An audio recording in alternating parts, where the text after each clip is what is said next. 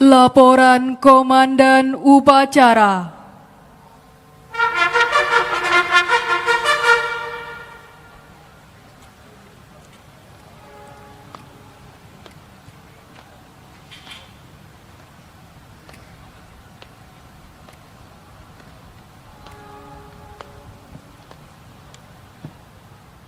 Upacara telah dilaksanakan, dilanjutkan dengan peragaan dan defile.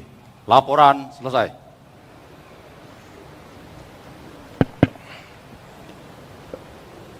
Terima kasih Komandan Upacara.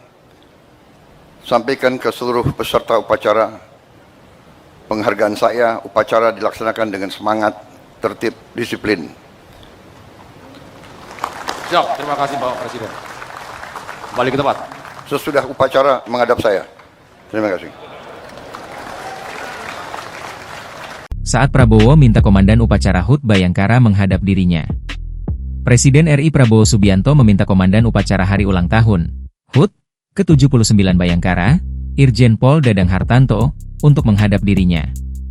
Hal ini disampaikan Prabowo selepas proses upacara HUT ke-79 Bayangkara rampung digelar di Lapangan Monas, Jakarta, Selasa, 1 Juli 2025. Selepas Prabowo memberikan amanatnya, Irjen Dadang menyampaikan bahwa upacara sudah selesai dan dilanjutkan peragaan defile.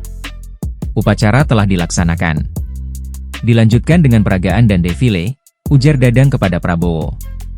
Setelah itu, Prabowo menyampaikan penghargaan kepada para peserta upacara karena sudah berjalan tertib dan disiplin.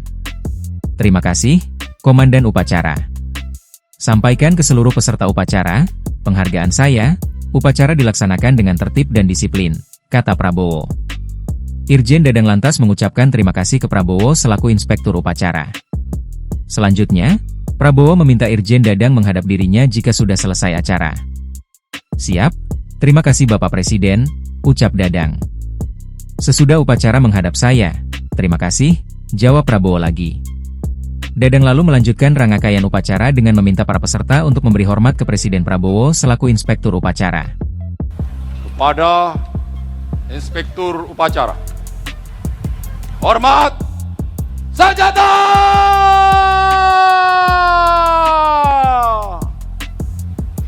Gerak! Download Tribun X sekarang, menghadirkan lokal menjadi Indonesia.